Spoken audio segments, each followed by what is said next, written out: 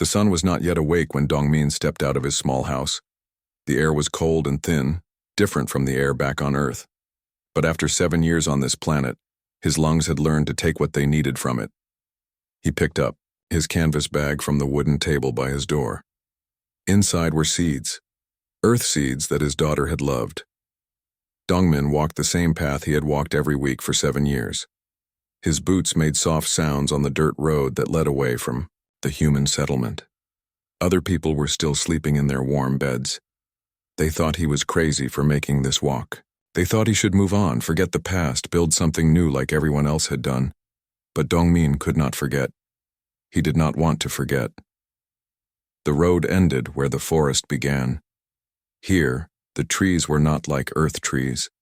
They were taller with silver bark that caught the early morning light. Their leaves were blue-green and made music when the wind touched them. When humans first came to this planet, they had called it Kepler 442b. The scientists said it was perfect for human life. They were right about some things and wrong about others. Dongmin pushed through the forest. He knew every root and rock on this path. Birds that were not quite birds called to each other in the branches above him. Their songs were beautiful, but strange. Everything on this planet was beautiful and strange. After walking for an hour, he reached the place where the trees stopped growing. Here was the crater.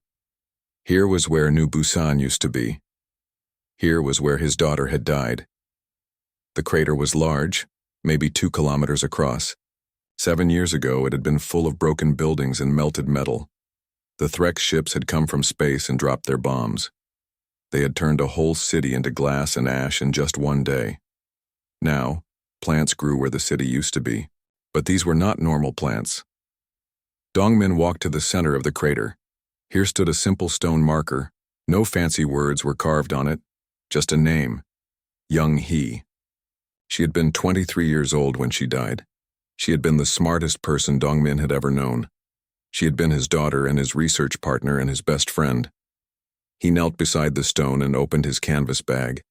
Inside were seeds from Earth, tomato seeds, sunflower seeds, apple seeds, grass seeds. Seeds that should not grow in alien soil under an alien sun. But they did grow. They grew in ways that made no sense to any scientist who studied them. Dongmin took a handful of tomato seeds and pushed them into the soft earth near the stone. The soil felt warm under his fingers, warmer than it should be. He whispered to the seeds as he planted them, the same words he said every week. Young Hee loved tomatoes.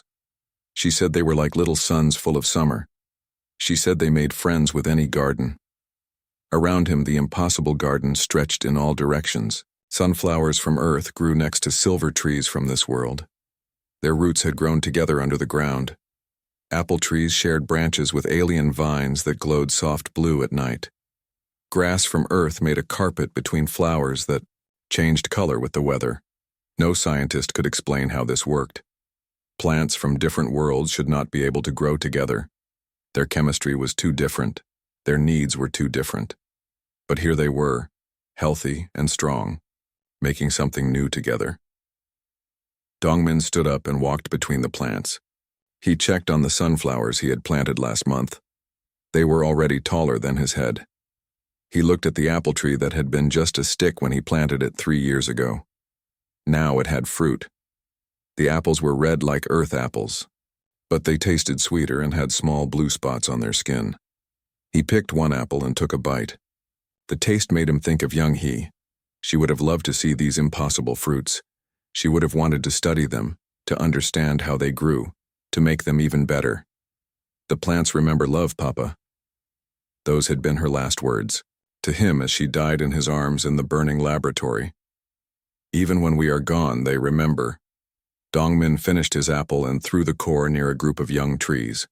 In a few weeks, a new apple tree would start growing there. It always worked that way in this place.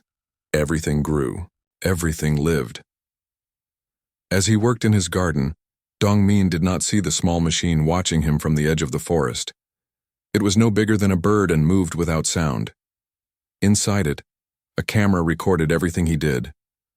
Far away, someone was very interested in the human who made impossible things grow. The sun climbed higher in the alien sky. Dongmin finished planting his seeds and stood to look at his work.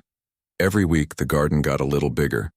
Every week it grew a little further from the crater toward the forest. The healing was slow, but it never stopped. Other humans had built new cities in safer places. They had made peace with the aliens who had bombed them. They had joined something called the Galactic Accord and were friends now with species from 100 different worlds. They said the war was over and it was time to move forward.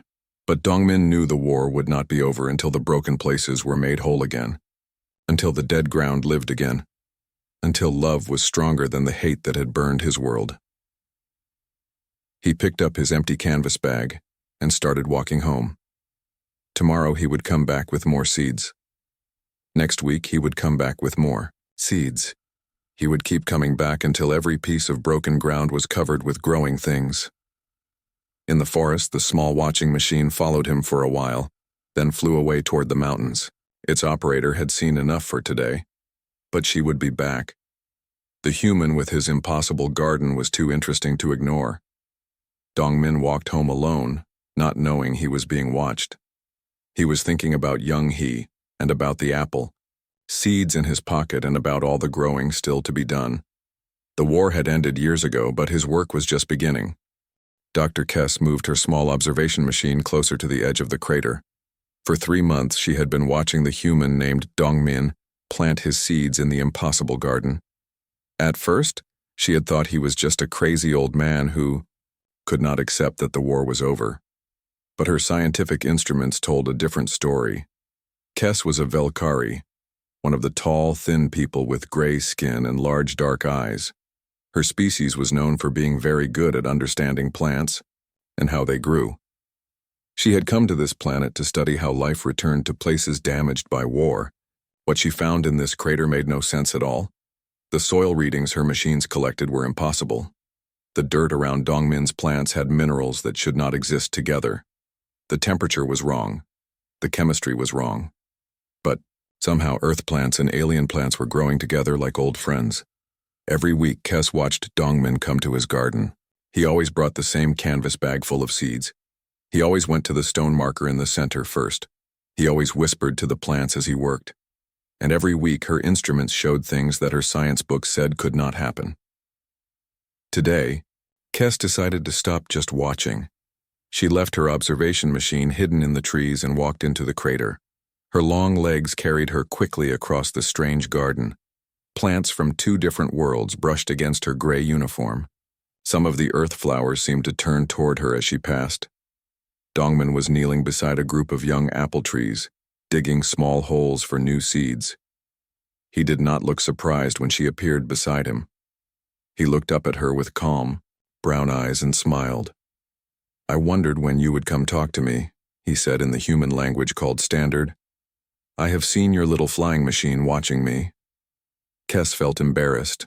Her translator box made her words sound stiff and formal. "I am Dr. Kess from the Velkari Science Institute. I have been studying your garden activities." Dongmin laughed, a warm sound that seemed to make the nearby plants grow a little taller. "Garden activities, that's a funny way to say it." He stood up and brushed dirt off his hands. "Would you like some tea?" Kess was surprised. She had expected the human to be angry about being watched. Instead, he walked to a small shelter she had not noticed before. It was built from pieces of the destroyed city, mixed with living branches from the alien trees. Dongmin went inside and came back with a metal pot and 2 cups. He picked leaves from several different plants.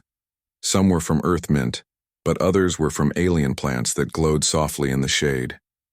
He put the leaves in the pot and added water from a clear stream that ran through the garden.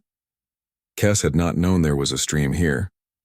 Her map showed this area as completely dry. While the tea heated over a small fire, Dongmin sat on a wooden bench. He pointed for Kess to sit beside him. She was nervous. Velkari people were very careful about what they ate or drank. Things that were safe for humans could be poison for her species. "It is safe," Dongmin said, as if he could read her thoughts. "The plants here know how to be friends with everyone."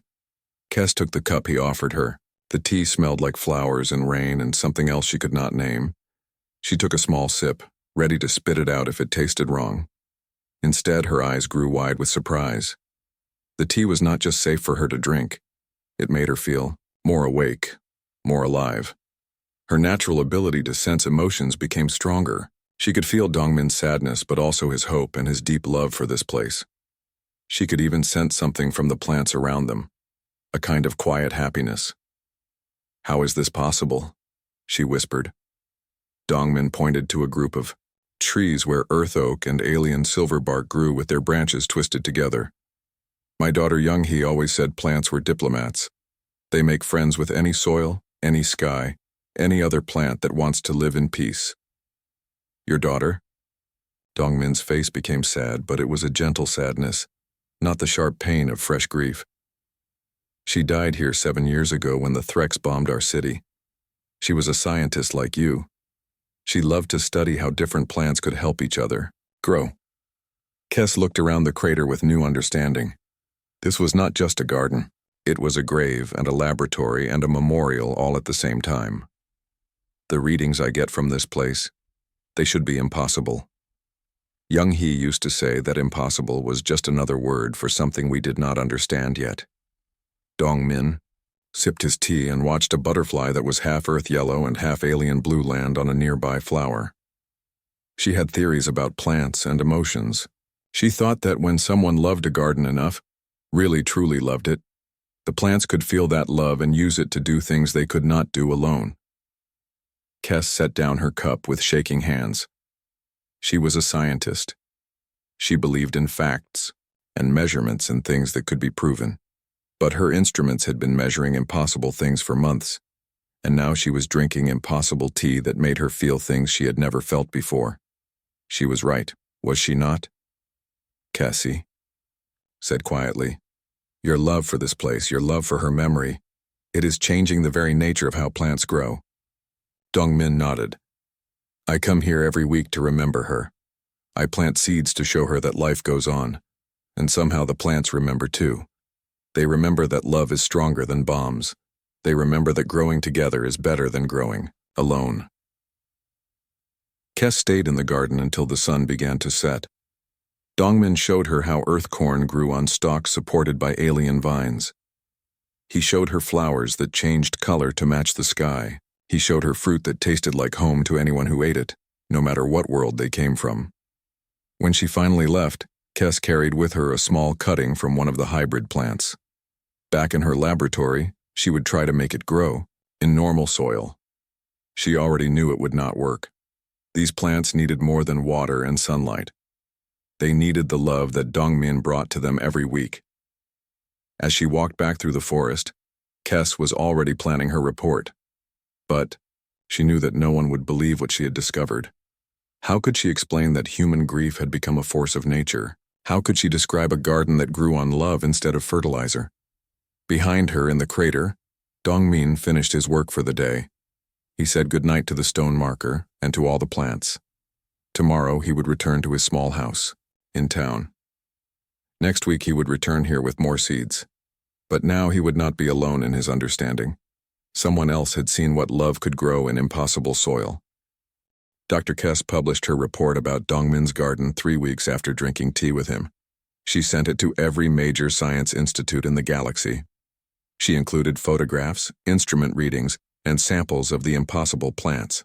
She wrote everything in careful, scientific language, but even she knew how crazy it sounded. The response was immediate and overwhelming. Scientists from dozens of different species wanted to study the crater garden. They called it the greatest botanical discovery in galactic history. They said it could change how every species understood life itself. Kes tried to warn them that this was not an ordinary scientific site. She explained that Dongmin was not just a research subject but a grieving father who deserved respect. But her warnings were lost in the excitement. Within a month, a full research expedition arrived on Kepler 442b. Professor Sunja led the team. She was a human scientist from New Seoul University, one of the most respected xenobotanists in known space. With her came Velkari plant specialists, Threx atmospheric experts, and human soil engineers. They brought advanced instruments, portable laboratories, and enough equipment to study every grain of dirt in the crater. Dongmin was not happy to see them. "This is not a laboratory," he told Professor Sunja when she introduced herself. "This is a memorial." Professor Sunja was a small woman with gray hair and kind eyes, but her voice was firm. "Mr. Dongmin, what you have created here could revolutionize terraforming for every species in the galaxy. We could help billions of beings make dead worlds live again. Surely your daughter would want her work to help others." Dongmin's face became hard as stone. "Do not tell me what my daughter would want. You did not know her." But the scientists were already spreading across the crater with their instruments. They took samples of soil, measured the temperature of tree bark, and recorded the sounds the hybrid plants made in the wind. They were polite but persistent. They worked from sunrise to sunset, mapping every unusual plant and cataloging every impossible combination.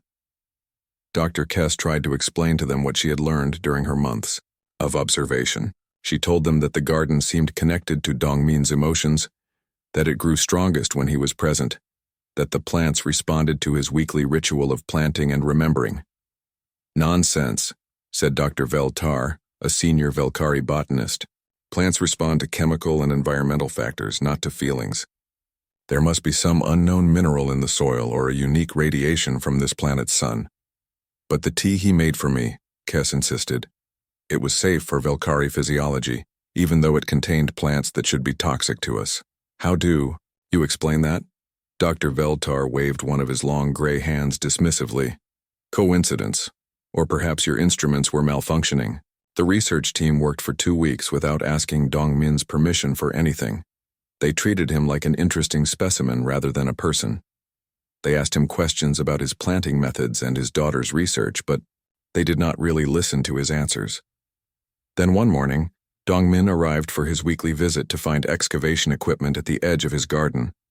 The scientists had decided to dig up a section of the crater to study the root systems underground. They had placed their machines right next to a grove where earth roses grew intertwined with alien luminous vines. Dongmin stood very still, looking at the machines. His hands were clenched into fists at his sides. Professor Sunja approached him with a tablet full of official permissions. "We have authorization from the colonial authority," she said. "This research is for the benefit of all species." "Get your machines away from my daughter's garden," Dongmin said quietly. "Mr. Dongmin, please be reasonable. We are not damaging anything.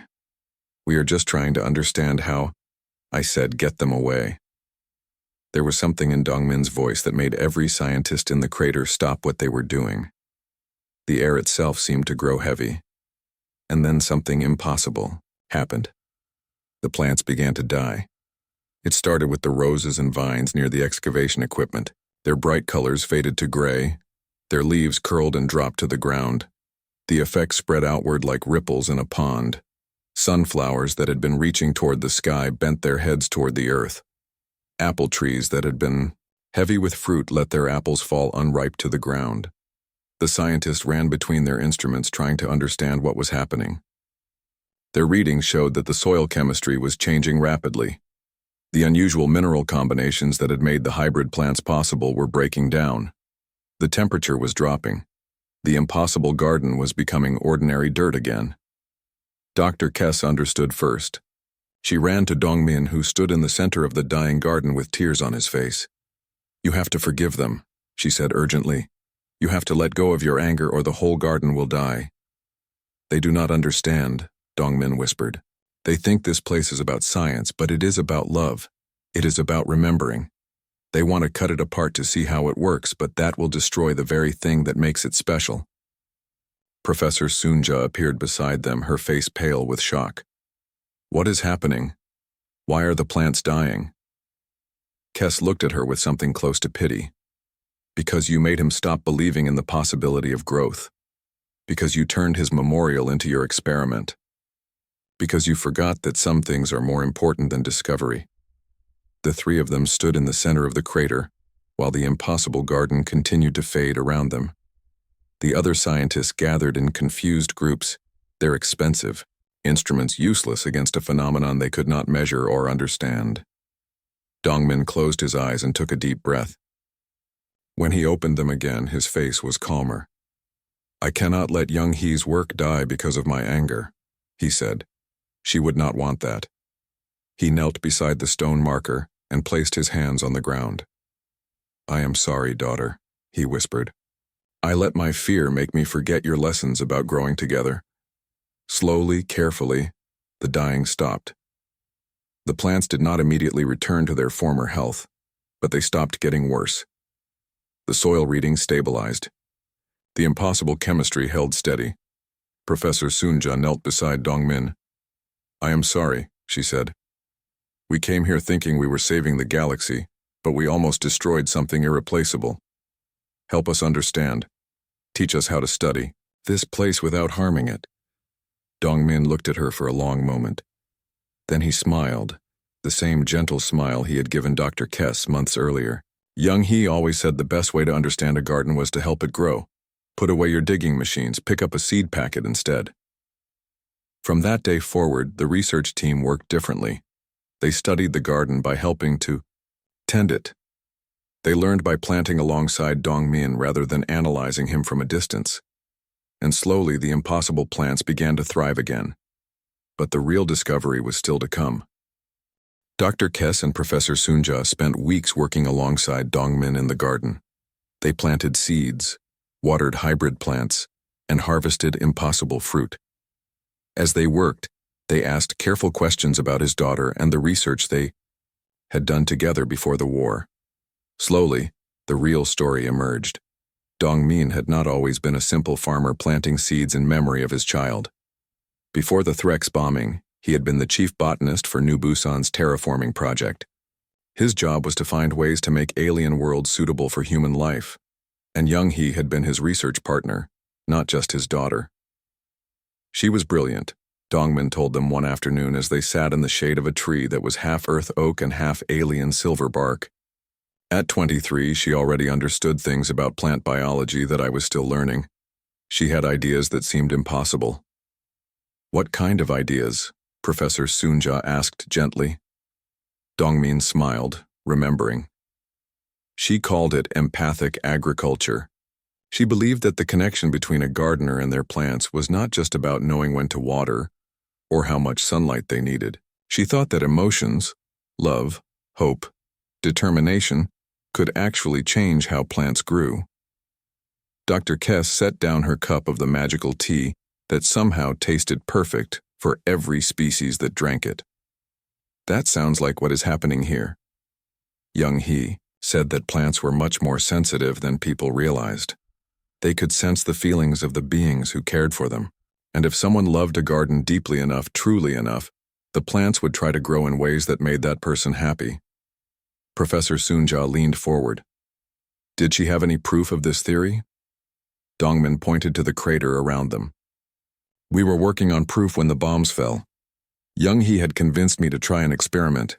She wanted to create hybrid plants that combined Earth species with native plants from this world. Everyone said it was impossible because the genetic structures were too different." "But you tried anyway," Kess said. "We had a special greenhouse in the center of New Busan. Young Hee designed it to be a place where she could work closely with the plants, where she could pour all her hope and excitement into making them grow. For 6 months, we tried to crossbreed earth tomatoes with native food plants. Every attempt failed." Dongmin was quiet for a moment, lost in memory. When he continued, his voice was soft. "Then, the day before the bombing, Young Hee had a breakthrough. She was working late in the greenhouse talking to the plants like they were her friends. She always did that. And suddenly one of the hybrid seedlings started to grow." "Just one?" Professor Sunja asked. "Just one. But it was perfect. It had the strong root system of the native plant and the nutritious fruit of the earth tomato." Young Hee was so excited. She called me to come see. We stayed up all night watching it grow, planning how we would create a whole new type of agriculture. The sadness returned to Dongmin's face. The next morning, the Threx ships came. Young Hee and I were in the greenhouse when the first bombs hit. She was holding the hybrid plant, protecting it even as the building caught fire around us. Kess felt tears in her large dark eyes. She died trying to save her plant. She died in my arms. Dongmin whispered. But before she died, she made me promise to continue the work. Her last words were about the plants remembering love. She said that even when people were gone, the love they gave to growing things would remain. Professor Sunja looked around the crater with new understanding. So for 7 years, you have been unconsciously continuing her experiment. Your grief and love have been creating the right conditions for impossible plants to grow. I thought, I was just planting seeds to remember her, Dongmin said.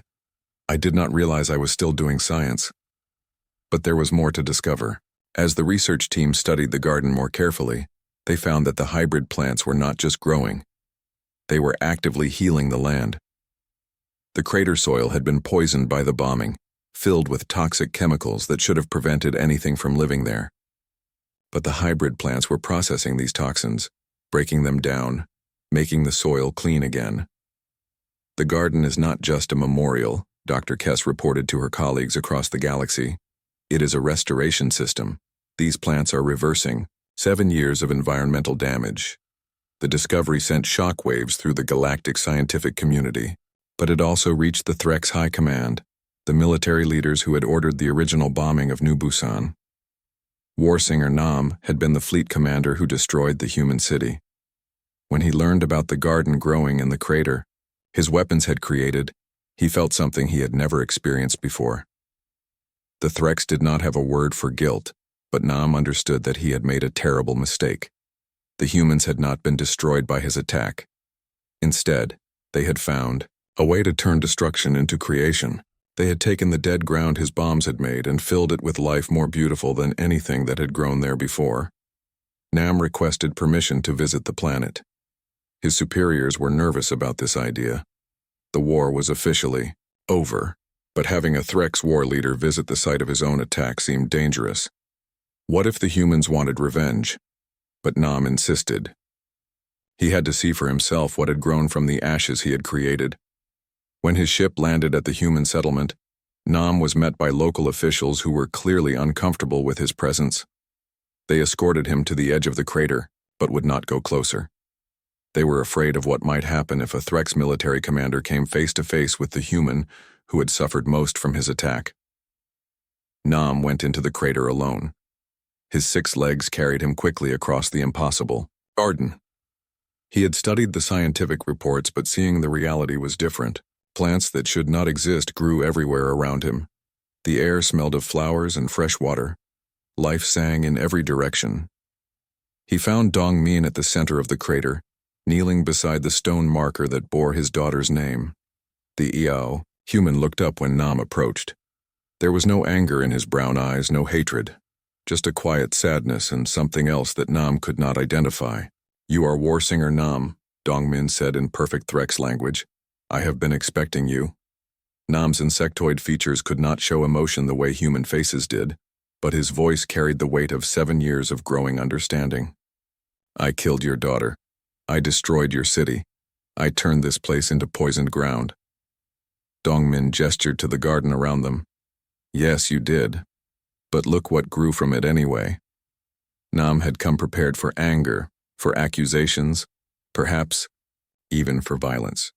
He had not come prepared for forgiveness. But as he stood in the garden that had grown from his own destructive choices, he began to understand something about humans that no Threx had ever understood before. They were not just remarkably tough or stubborn or adaptable. They were capable of transforming the worst tragedies into something beautiful. They could take the deepest pain and turn it into the strongest love. How? Nam asked.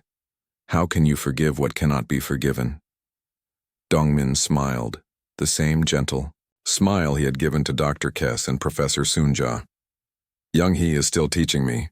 She teaches through every plant that grows here. Love is stronger than bombs, she says.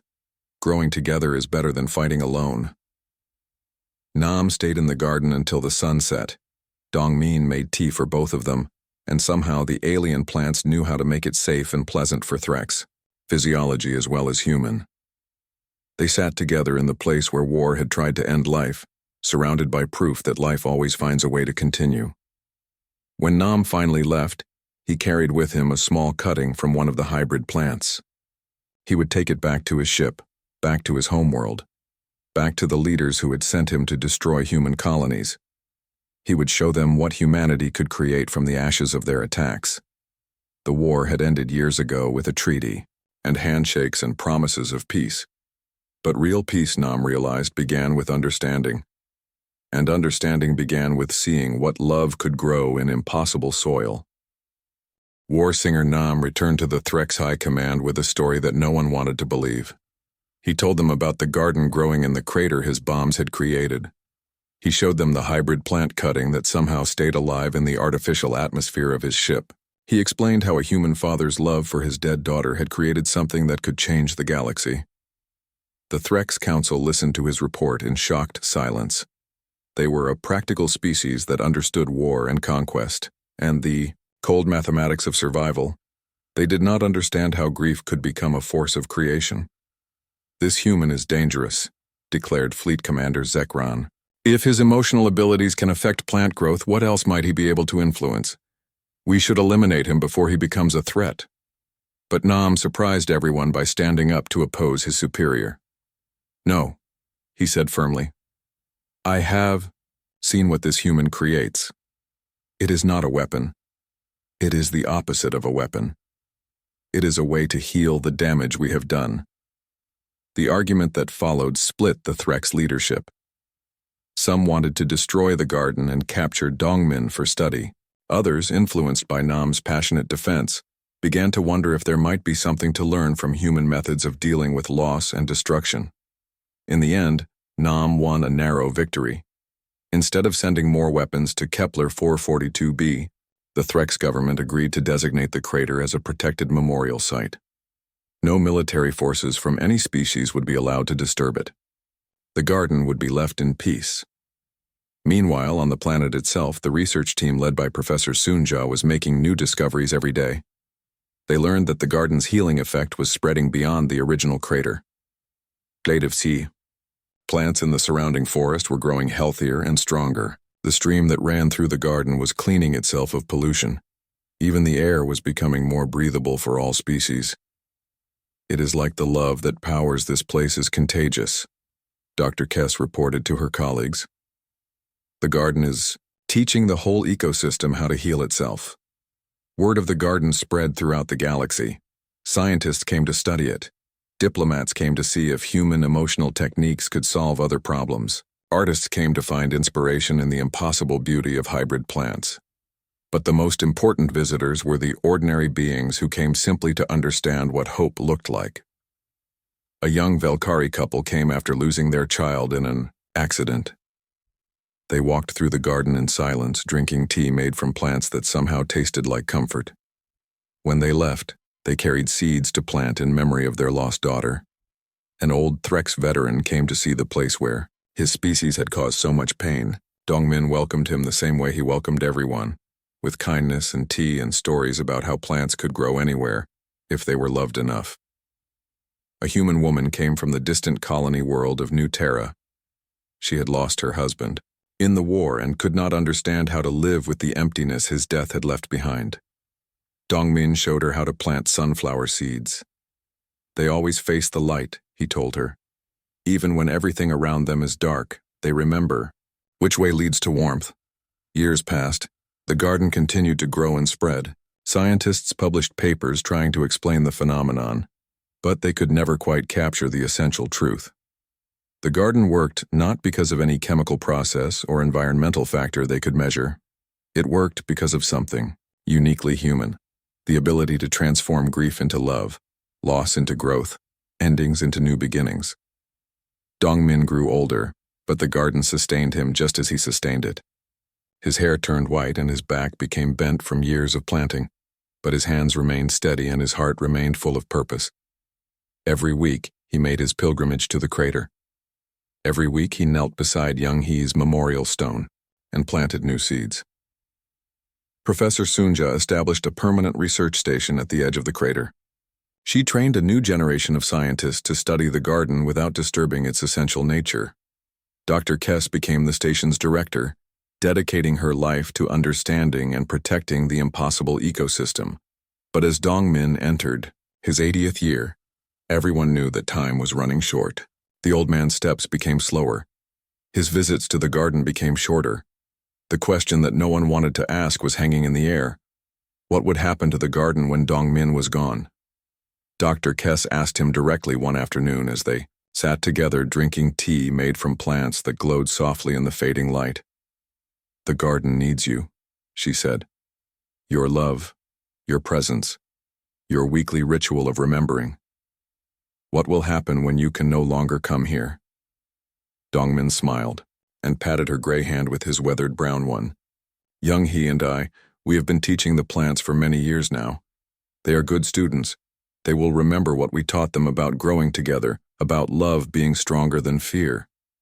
But will they continue to grow these impossible combinations without you? Dr. Kess, you have been studying this place for years. Tell me, what do you think powers the garden? Is it my emotions? My memories?" Kess thought carefully before answering. "I think it is your love. Your love for young He, your love for this place, your love for the act of growing life from death." "Yes," Dongmin said. "But whose love? Just mine?" Kess looked around the garden and understood. Thousands of beings had visited this place over the years. They had all drunk the magical tea, planted seeds in memory of their own losses, learned to find hope in impossible growth. Each visitor had left something of themselves in the garden, and each had taken something away. "It is not just your love anymore," she said quietly. "It is everyone's love. Everyone who has ever grieved and chosen to plant something instead of destroying something. Everyone who has ever lost someone and decided to honor that loss by helping life continue." Dongmin nodded. Young He always said that plants were diplomats. They make friends with everyone. Now this garden has made friends with beings from across the galaxy. It has taught them all the same lesson, that love is the most powerful force in the universe. 3 years later, Dongmin made his final visit to the garden.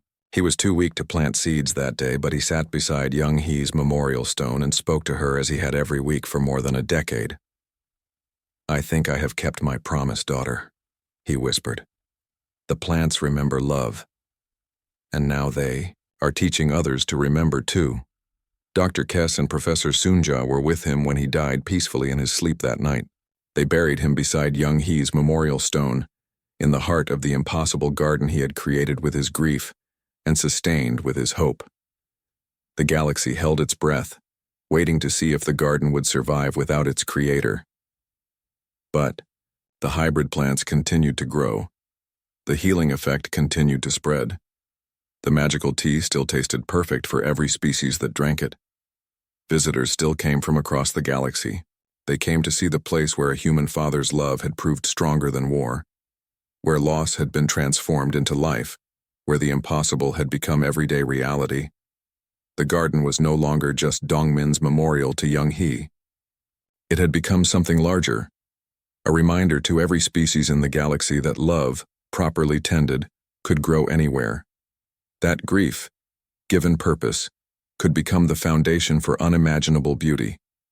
That humans, despite their short lives and fragile bodies, possessed something that could outlast the stars themselves.